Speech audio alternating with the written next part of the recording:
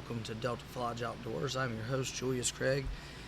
This is a show where we attempt to bring quality information on topics to people and work and listen from our viewers and guests on what's going on in the industry and just overall have fun. You might learn something, you might not, but we're going to have fun doing it. Hey everybody, Julius Craig here with Delta Lodge Outdoors. On today's episode, I have my wife joining me once again. Hey. So we're recording this one on, I think it's the 11th. It's the 17th. It's the 17th? Yeah, I've lost a week. That was exactly, like a week off. So today's the 17th. We're recording this one. It'll come out on Christmas Day. So Merry Christmas, So y'all. Merry Christmas, everybody. Our plans for Christmas, we'll jump into that and like some traditions, and we'd like to hear what some of y'all's are. Like, we grew up totally different. Like, we did everything in my family on Christmas Eve. When it come to like presents and all that, she's a Christmas Day one. And like, if you got little kids listening, plug their ears. I was always like the non-Santa Claus thing. So like, didn't grow up thinking there was a Santa Claus from like little age. Like, younger than my daughter, and my daughter's 4. So. Well, there is Santa Claus. Santa Claus is very real. The magic of Santa Claus is very real. And I grew up, we had multiple Christmases, and so it just depended on which family you were talking about. You had my mom's mom and stepdad. You did their stuff Christmas Eve after we went to Christmas Eve service, and then usually we had a Christmas Eve party to go to. Then Christmas Day was with my mom's real dad and stepmom. My dad's family, we did some stuff with them, and then we kind of didn't, and then we went back and forth. But yeah, I believe in doing a little bit on Christmas Eve, but yeah, the big thing is Christmas Day. And then we would cook and then do our meal, about 4 o'clock in the afternoon on Christmas Day. But we're a family of non-hunters, so, there's that too. Ours was Christmas Eve, we did presents, but Christmas Eve Day, we would always cook like a big pork roast. You usually take the cast iron pots and inject the pork roast like you would a turkey or whatever, and stuff it with some onions, put slices in it, like where you could stuff down in the holes, and put like onions and stuff like that in it. Then put it in a cast iron pot and cook it till it was like falling apart, and make like pulled pork sandwiches for Christmas Eve night, and take then on the next day for Christmas we would have our Christmas meal was the same as Thanksgiving. We had a fried turkey. We did dressing, not stuffing. It's a whole different thing. Like, it's a totally different thing. We did cornbread dressing, and that's what we do. And I still make it. Like, it's pretty much a copy of my grandmother's recipe, all the way down to like so much black pepper on it, it looks like it's black. Right. Because that was her thing. Don't ever let her make the corn for you. I'll let my wife explain that one with the butter here in a little while. But we would do that. Then Christmas Day, we would usually leave and go to the deer camp, just like we did Thanksgiving Day. We'd eat, because we ate dinner, literally, like, it was lunchtime. We ate around 11 o'clock to 1 at the latest, and we'd leave and go to the deer, where we were going hunting at. It might be if we were going to hunt at our hunting camp that we had in Mississippi, which is where we usually spent Thanksgiving and Christmas. From the time I was about 10, 11 till I was 18, we hunted up there, and we would get up there and stay. And we'd bring enough and eat leftovers for a couple of days, and usually somebody killed a deer, and we had backstrap in that time frame.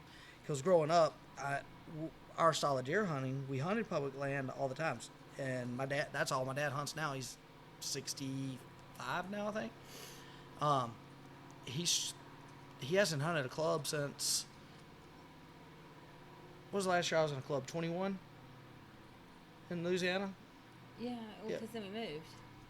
Yeah, 2021 was my last season in a hunting club, and I don't think he's been in one since either. He's hunted strictly public land since then. Yeah, because they sold to timber companies or something. Yeah, and so they, the timber companies up the lease, then like things changed, but my dad just went back to hunting public, and him and like his brother and cousin, they'll all go and hunt it every year. They did Thanksgiving. I don't think they'll hunt Christmas, because my dad has actually cut back on the amount of hunting he does. But we would go to the deer camp and hunt and have the leftovers, and that was it. And because there was a split, you had Thanksgiving was opening, and pretty much where we hunted in Mississippi, we ran deer dogs, and that's a touchy subject with a lot of people, but it is as much of a thing in the South as man drives are in states like Wisconsin and everything. Like it is, and I think Pennsylvania is real big into man drives. Like but Louisiana, Arkansas, Mississippi, that is like big states where they run deer dogs, and like you hurt their deer dog like that. Ugh. Some people love their deer dogs more than they love their wife and kids. And I'll never forget my uncle's dead now that did this. Like one of his dogs had disappeared, and like he really loved that dog. And we found her probably a week later. Somebody had shot her and killed her. And when they told him, he literally starts crying. And his wife's name, I think Brenda, at the time, he looks and he's like, I love that dog more than I do Brenda. Like, and he really meant it. It's the sad thing. Because like they ended up divorced a couple years later. But that's a whole story for another time. But I actually really think he meant it. But that was he loved that dog. Like, and just people down there, when that was the tradition. You hunted like that. Then we had the split for like 2 weeks between New Year's and Christmas. Then dog season opened back up, and that was why we did the Christmas thing like in Mississippi and deer hunting, because we ran deer dogs, and that was our Christmas tradition every year from the time I was big enough to go hunting. But our Christmas tradition, family wise, was to do the gifts Christmas Eve, and like literally 7 o'clock at night we would do. And as I got older and had a job, I always somehow managed to have to work Christmas Eve. Like every job I had up until like I got into the construction world at 21, 22. Every job I had from the time I was 15 to like 21, I had to work Christmas Eve. I always had to work closing shifts. So 9 o'clock on Christmas Eve, I would still be working. Whether I worked for the grocery store by the house, or if I worked when I worked at AutoZone, I literally worked Christmas Eve, and I'd be the only one working. And it didn't matter what day it fell on. It could be a Sunday, it could be a Wednesday. I had to work it, and so they'd have to wait to do Christmas until I got home. So it was luckily I was the youngest, and other than the little girl my grandparents raised, and she was like 10 years younger than me, so she was like 8 or 9. So when I was going through that, so she was kind of pissed she didn't get her stuff until like 8, 9 o'clock at night. At that point, it was like I could just wait till the next day. And so that was how we always did ours. But the corn and butter story, we'll jump into that one. Then my wife can jump back over to Christmas, because I think it was like when I was cooking at my grandparents' that day, and I was doing we'll take pork chops, then slice, skillet fry them, then put like apples with brown sugar and everything cooked down. No, it wasn't that meal, honey. It was when we used the smoker for the first time, and you smoked that one big piece of meat, and we weren't sure how it was going to turn out. It was like a 20-pound hind quarter off of a wild hog I'd killed, and I smoked it for like 20. We said, let's just see what happens. It was like an hour for each pound or whatever it is what it took to get it to 165-degree internal, brand new smoker, first thing it ever smoked, and it had to smoke it for like 24 hours to get it done. And when I went to pull it out, it just fell apart. It looked like shredded. It was great. It was great. It was the best thing I've ever cooked out. It had this wonderful crust on it. But what did we do with all this meat? So we had to share. So my grandparents' house, my parents' house, my parents' neighbor's house, like everybody got part of that 20. It was like 22 pounds, I think, with the bone in it. It was huge. It was like it was almost a 300-pound hog I'd killed the week before that, I think. Something like that. So yeah. Ma asked, she's like, y'all come, but she wanted to cook something. Ma is what we called my grandmother. Yeah, she never wanted to not provide something. Even though she was letting us use her house and all the things, she still had to cook. So she was going to make corn and green beans. I think we had some cornbread or something. Well, anyway, so I'm offering to help. No, I think it was homemade biscuits. That was right, yeah. Because I had asked for them because, like, her and my grandfather both made extremely great biscuits, and it was 2 totally different tasting biscuits. And I'd asked, I was like, I don't care which one of you make them. I just want some homemade biscuits. Yep. And she went to make corn, and I always learned, if you're using canned corn, you drain it, you wash it out so you don't have that, canny taste with your vegetables. And then you put a little bit of, salt and pepper or garlic, if that's, whatever seasonings you like on your corn. Just a little bit, right? Never have I ever put butter in the pot with canned corn. You can maybe put it on it like when you serve it and let someone else do their own butter. I feel like the very first time I looked, and I feel like there was more butter in the pot than there was corn. Because she told me, she says, hey, babe, put some butter in there. I said, okay. So I got the spoon, and I got a little bit, and she looked at me, and she says, no, like butter. And I said, how? I think we used a full tub of butter. She was one of them when you open the refrigerator, if it had like leftover corn put up or anything, it had like an inch layer thick of like butter above the corn. Like, yeah, that fat looking. Yeah. And oh that was, I think that was probably the first time you ate at my grandparents that we cooked something. Yeah, we cooked. Yeah, and, we didn't get something to go. We didn't get something to go. I laughed because like I knew when she's like, oh, let me get the butter out. I'm like, uh-oh. But my grandmother was also one of them that you didn't just open the tub of butter in the refrigerator and assume it was going to have butter in it. Oh, God. But that's just like some of the people in my family. And that's what makes me have all of the legit Tupperware that I do have. Because I don't want to look in there thinking, oh, I got Cool Whip. And it's not Cool Whip. Or, oh, I got butter. And it's not butter. Yeah. It's Lord knows what made who knows when. Yeah. There you go. So, yeah, that was the corn story I was hinting at a while ago. But it was a lot of fun. I loved cooking with Ma. You never knew what you were going to be cooking that day. One of the, like, off the subject of what we're doing here, but it was my grandmother, and it involved a wild hog. I had went and ran traps, and I brought 2 back alive and 2 dead. And the one of them on the way home, and I've got to get my buddy that was with me that day on here to tell the story because it's freaking hilarious. We're driving down the road, and it was a hell of a ordeal to get these hogs caught. It involved getting charged twice by 2 others that wasn't in the cage, ate the traps. It was a nightmare. And so we're driving down the road, and I look in the rearview mirror, and this hog who was tied in the bed of the truck he's tied up like you would if you're familiar with like roping or anything, like when you tie a calf up, 3 legs, and he's just tied up laying there. Well, somehow he come untied in like this 40-mile trip home, and he is literally perched on the fender well, about to jump out like a dog, like riding down the side of down the road in the bed of the truck, and we're running like 70 down the road, and I'm like, oh shit! So I just lock the brakes up, and this hog's like, boom, up against the back of the truck, and I throw it in park and jump out and run back there, and I'm holding him down, like knee by his ear, legs held. I'm looking at the boy that was riding with me. I'm like, hey, Chuck, get your ass out here and help me. Like, get some rope and some tape. So I finally, get him tied back up. And he's still in the bed of the truck. It's like 15 more minutes to my grandparents' house. We get to my grandparents' house. And this was, let's see, she died in 2019. This was 2013.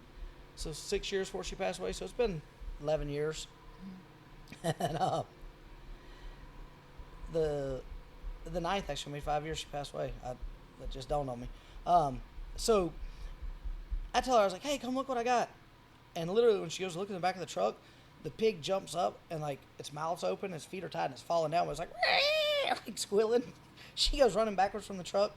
A few choice words said, and to the day she died, if I ever told her hey, come, my wife came out, she goes, hey, come look at this. She'd send somebody else first, or she'd peep around. But that was just off subject, but it reminded me when you said we was talking about the smoke of the hog. But well, that's the thing about Christmas and New Year is it's a good time to reflect and remember, because it's memories, it's traditions, it's when you get married and you have to start your own new traditions. And coming from a family of I'm not going to say non-hunters, but we definitely do not let hunting dictate our day-to-day schedules. And it was, the whole day was mapped out. Every year was the same, but it was the best. And my favorite memory was, the very last present to be opened was the gift from my granddad to my grandmother, that I would go with him every year to help him pick out the perfect gift for Honey, and watching her open it up and everyone's oohing and ahhing. It was always a piece of jewelry from her favorite jewelry store. And, it's things like that. And so, I'd love to hear, from our listeners, what are some of your favorite traditions, and when you did get married, what had to change or what got added or tweaked. Because I know I definitely have changed a lot since marrying an avid hunter. Because to have to take into consideration of, okay, I got to cook food at this time so he can make his afternoon hunt, or, you know, he's not going to eat a full meal because he's got to go. That's when we're hunting close. If it's where we're traveling to hunt, it's, you know, well, a few years back, between Christmas and New Year's, we left on Christmas Day to go to Rayburn for me to pre-fish for a tournament that was like 2 or 3 days after Christmas. And no, we were supposed to. We spent New Year's. New Year's Eve. Yes. Yeah, we spent. And I had to think because we had to pack our New Year's Eve food to cook. We and literally the Airbnb that you picked. Yeah. Oh. I'm not allowed to pick Airbnbs, or actually, I'm not allowed to pick anywhere to stay when it's more than just myself going. That's, you know, a rule. Well, they said that we had an oven. They did not say that the oven was a half-size air fryer. And they said that we had like a stovetop. They did not tell me it was basically just like, a little camping cooktop? What am I supposed to do with that? Well, I ended up, like, I keep a burner a single burner butane, like the little aerosol can butane burners in my boat, because we will literally cook a meal, especially practice fishing or just out fishing for fun. We've cooked meals in the boat. We ended up having to cook on that, I believe, at the Airbnb. I think I brought it in, set it up, and cooked on that. Oh, we had to cut our frozen pizza in half for one night to fit in the air fryer so we could have pizza that night, because I thought it said it had like an oven. Yeah, it had a quarter oven. Like, when I say, like, when we were talking about, it was a toaster oven. Like, a Red Baron pizza had to be cut in half, and you cooked the first half, and it was kind of rolled up to fit in there. So it's like, cook the first half, and gave the boys each a piece. Basically, they finish that, and they're looking at us while the other half's cooking. They get the other half of the pizza. And the way these two eat, even back then, they were like, we get more. And it's like, dude, like, here's some fruit and, like, shit. Like, I'm not standing in front of this thing cooking pizza half a time all night. 1990 call. Yeah, they wanted their toaster oven back. But that was a fishing trip at the holidays. And it's another memory. It was fun. And, like, I think this year we're going to see your family a week before Christmas, basically, right? So, yeah. We're recording this one today. Then in a couple days, we'll be with the wife's family for a few days. She'll be there longer than me. I'm going to be there, like, I'm in and out pretty much a couple days. I'm going to try to sneak a hunt in while I'm down south, because it's what we do. You know, can't go anywhere without going hunting. It's like, I have maps taped to my wall in my shop. One is a United States map. One is a map of all the states I've actually traveled to, which I feel like I'm kind of low. I've only been to 17 looking at it. And it's mainly all the South. And then I have my other maps of the states I've killed deer in, which, if you've listened to other podcasts, I've killed in Oklahoma, Louisiana, Mississippi. This year I was hoping to make a couple more hunts in other states, and it just didn't pan out. And I have the other one mapped out of what states I want to hunt and when is what I'm working on. And, you know, because Kansas was scheduled for 2026. It may move to 2025. Iowa, they say 5 years. I'll probably hunt Iowa as soon as I can. Nebraska, Missouri over the counter. I was planning on hunting Nebraska in 2025, but I don't know if I'll be able to with the guys wanting to move up the Kansas trip. So we'll see from there. But see, the thing with Nebraska, it always Missouri, I got to check Nebraska states. Missouri's over the counter. It always opens the 15th of September, no matter what day that's on. Our anniversary's the 13th. So, basically, we'll do something for the anniversary. I have to schedule that out before the Missouri trip if I'm trying to make a Missouri hunt. Well, I'm open to, you know, finding a wonderful spa I could find hotel. a wonderful. I was gonna say I could find a wonderful Airbnb. Well, I don't want an Airbnb for my anniversary. I want room service. I want spa. I want all the things, and then you can go from there and go hunt wherever you want to go hunt, while I'm being wined and dined and everything by the room service and the spa people. So yeah, we'll see how that goes. But this one kind of went off the rail a little bit on, like, where I think we're going to start with, like. But that's us. And so it's just, every year there's new traditions that get added in, and our traditions get replaced because we don't do anything on Christmas Eve anymore. Like, I try to get her to do Christmas Eve every year for the kids, and she's like, nope, wait till Christmas Day. Here's the thing. Christmas Eve. What I would love to do Christmas Eve, you open up your Christmas pajamas, but my husband won't wear the Christmas pajamas. And then I'd love to watch a Christmas movie, but my husband doesn't want to watch the Christmas movie and drink the hot cocoa because he's the Grinch. Talking about like traditions at Christmas, my grandfather was always the one that like everything had to be cleaned up. Time it was done. Like, let's get all the paper picked up. Da da da da.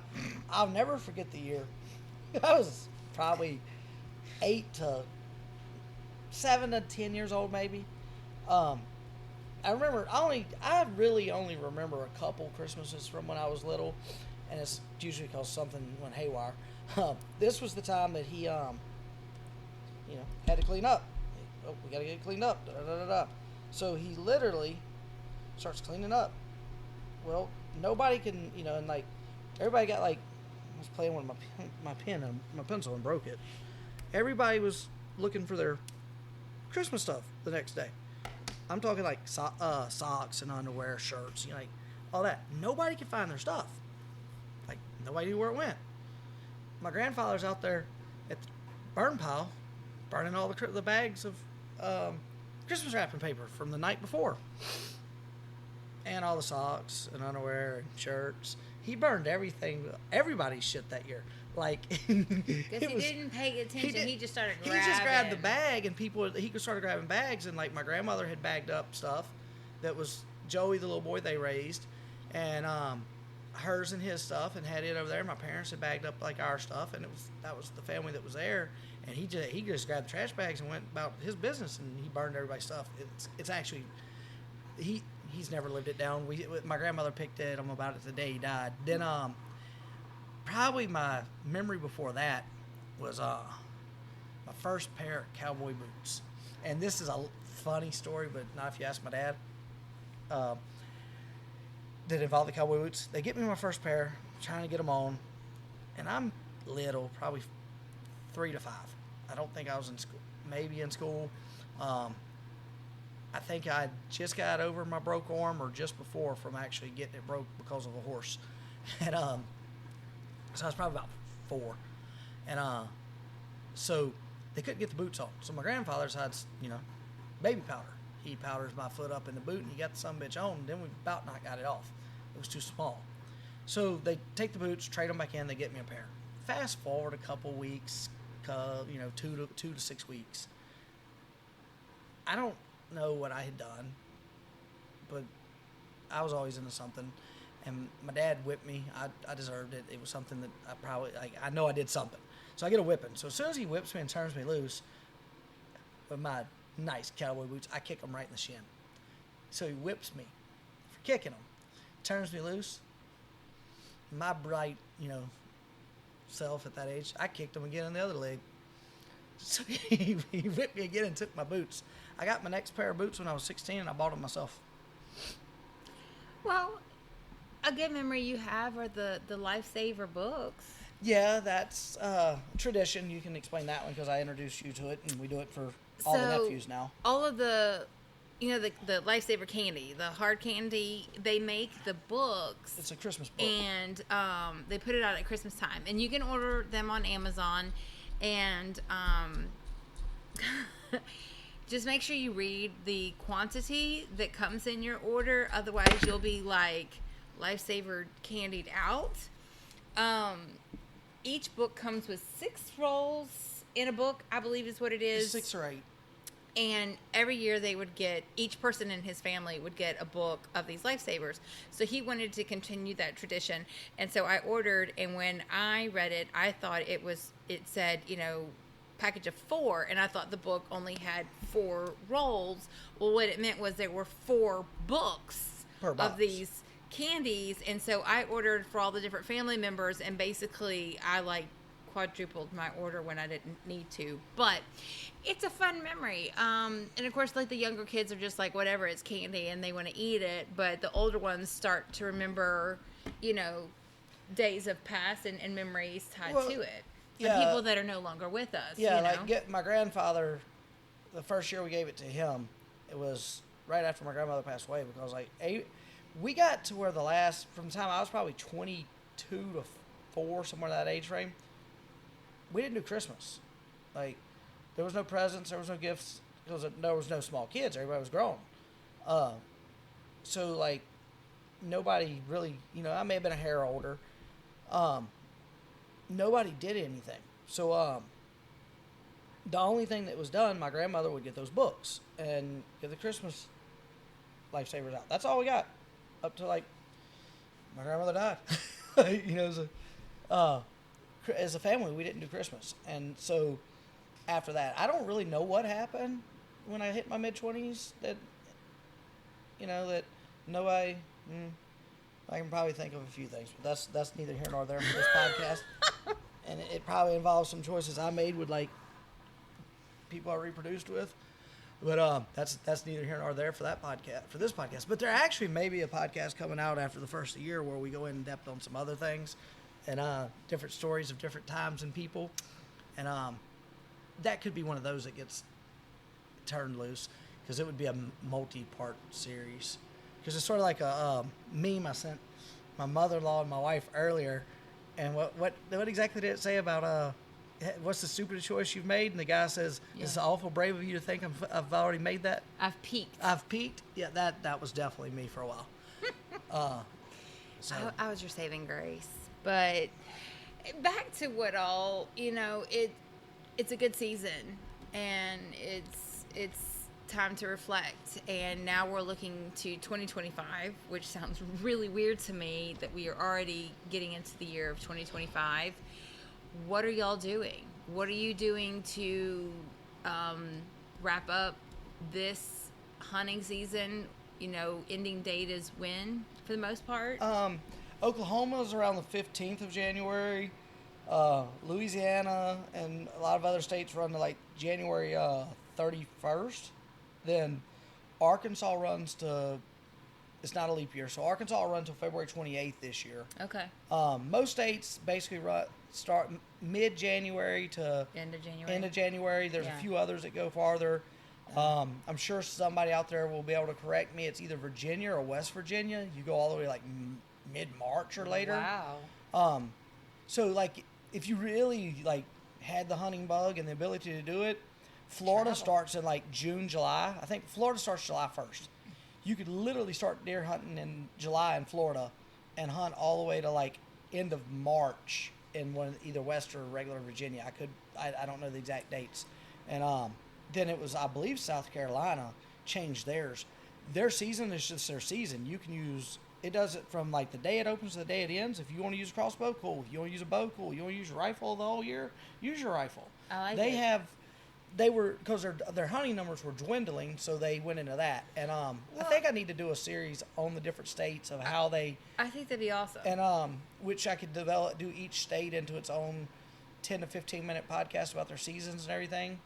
And that might be a little mini series that we put out. A spinoff. A spinoff of that's, a whole year of 15-minute segments that we could throw out on just a Wednesday or something. Yeah. So that's something that we were looking into for 2025 with that. And but well, we're looking at a couple of spin-off things, and we are also talking about incorporating a cooking side to things, and we'll be putting more on our Facebook page and stuff like that. So if y'all have any suggestions or whatever, but basically it's 2025 is going to be a big year. There's going to be a lot of things happening, and I'm excited about it. And but what are y'all going to do to wrap up your 2024 season, and what are you going to be doing to get amped up for the 2025 season? What's your deer season goals? Isn't just about deer season. Deer season, the ability to kill a deer starts on opening day and it ends on the last day. Deer season is year round. Like, you have to do things, or any hunting season. Let me rephrase that, because you got guys that know what I mean, and they're avid duck hunters, or they're into migratory birds. You got guys that are into Iguanas. That's a Florida thing that would be really cool to go do. Make some iguana tacos. Or the white birds. You're talking about the ribeye of the sky? Yeah. You can't just say white birds. People think you're talking about like the cow cranes, which is illegal to kill. We don't do that, y'all. They're federally protected. Bobcats? They have a season? Some states have seasons for bobcats. Some don't. I don't know the specifics on Bears? those. Oklahoma has a bear season that actually in certain parts of the state, and Missouri just opened theirs up, I think, and Arkansas has one. Louisiana, they did a draw, and when I do the spinoff and we go into Louisiana, theirs has a lot of anything Louisiana does has a lot of crooked fucking politics in it, and like their bear season is 5 tags this year. They're out of one area. Then that area doesn't have the highest amount of bears in it.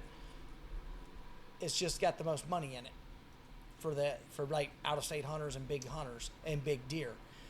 It's got more money for that and more trophy deer coming out of that area. So, but there's 5 tags that are for that area. You have to draw for them to be able to put in for the lottery to draw because it's a lottery system, and you get points right if you don't get drawn. Normal. But it's $50 non-refundable. So it's $50 for every time, and you can only put in once a year. If you don't get drawn, you get a point. You still have to buy your license, all that if you get drawn. I don't know what the cost of the license is. I haven't looked into it. But I think they had like 10,000 people apply this year at $50 a pop for 5 tags. Well, that money went to wildlife and fisheries. To do what? I don't know. It's sort of like Louisiana. Like I said, I can get into this when we do a whole nother podcast. This is just, since the wife asked, the way Louisiana's shit also works, like to camp on any public land, any WMA in Louisiana that allows a camping, you have to buy a $7 per night permit, and it only allows 5 people on that permit. So if you had a group of 6 people, you have to have 2 permits, so it's $14 a night. So, like, when myself and my buddies went, Brant and Ty went earlier this year, in October, we stayed Sunday night, Monday night, Tuesday night, Wednesday night, Thursday night. We stayed 5 nights. Well, it was $35 to camp in our tent with no electricity, no water, no anything, and we brought a weed eater and chopped the grass down so we'd have a decent place, and put our tarp down. That's why I have that battery or electric powered. It's both. It takes battery. It's a Ryobi. It takes batteries or an extension cord. And I can actually run it off the inverter in my truck, and we cut the grass. That's why we carry it when we go. But any public land in Louisiana charges you that. Oklahoma has theirs, if it has a campground on it that's designated, then it's free. Then a lot of their stuff is within 50 yards of, you can't be within 50, like you have to be within 50 yards of the road. So like if you're on a public land that doesn't have, and don't quote me exactly on it because I'm paraphrasing the rule, but it's like you're on like down in their national forest, the Ouachita Forest area. As long as you're within 50 yards of the gravel road, you're good. You can just randomly park, go in there and camp. There's no that's your campground, and it's free. Mississippi is close to Oklahoma's. I have literally hunted a place in Mississippi, and we couldn't stay where we were at, and the guy's like, go across the street, park on that gravel road right there, and you can legally spend the night there. And that was from the game board. I'm like, what the hell? So you have to read your specs for every state you're in, because the camping can get you in a major bind real quick. But yeah, I didn't mean to dive into that. That's kind of a hint of what we'll be going into after the first year on podcasts and everything. You want to add anything to this one? You can start closing us out. Well, closing out is I hope that y'all have had a great season so far. I hope that y'all have a Merry, Merry Christmas. All you last minute shoppers, I pray that y'all got the perfect gifts for your spouses that are so kind to let you go hunting. If not, then, God bless you. But that's about it, and I hope y'all have a wonderful new year, and I look forward to spending more time with y'all in the next year. With that, I think the reason I hate opening presents Christmas morning and I prefer to do it Christmas Eve is because I'm just as excited as my kids to see what they got because I have no fucking clue either what my wife went and got them. So I think that's the excitement because I'm like, oh, we got this. Like, because half the time I'm over there playing with their stuff still. So yeah, I think that's the biggest reason I wanted it early because like I want to see what we bought them, like the whole air quotes thing we bought them, because I have no clue what the hell they're getting most of the time. And just to say, my husband's getting an amazing gift this year. Then yeah, I'm that last minute guy, so I still have like 6 days to get this figured out. We're good. I might get you I'll get you a souvenir from the airport tomorrow. If looks could kill. Hey guys, I hope that y'all enjoy this podcast. Hopefully there's many more to come. You know. So, all right. Yeah. With that one, thank y'all. Merry Christmas. Have a Happy New Year, y'all. Well, you'll get one on New Year's Day, I believe. Yes. Yeah. So yeah. Well, I'm trying to think if this one. I'm doing the dates in my head. Like yes, the New Year's is 7 days after Christmas, right? Yes. Yeah. So the next one that comes out will be New Year's Day on a Tuesday. Then hopefully that same week I'll drop one of the mini series on one of the states. I just got to figure out which order I'm gonna go in. So with that, thank y'all for joining Delta Lodge Outdoors. Please reach out to us on any of our forums that you can. Facebook, TikTok, Instagram, LinkedIn, YouTube, through the X. Yeah, X or Twitter, whatever it's called these days. The email and also through the podcast. Like you can leave us stars and reviews or tell us to go fuck ourselves. We don't really care. Just I mean, I care, but you know. hey, it's all about an algorithm. Just put something out there. Thank Love y'all. Have a great day.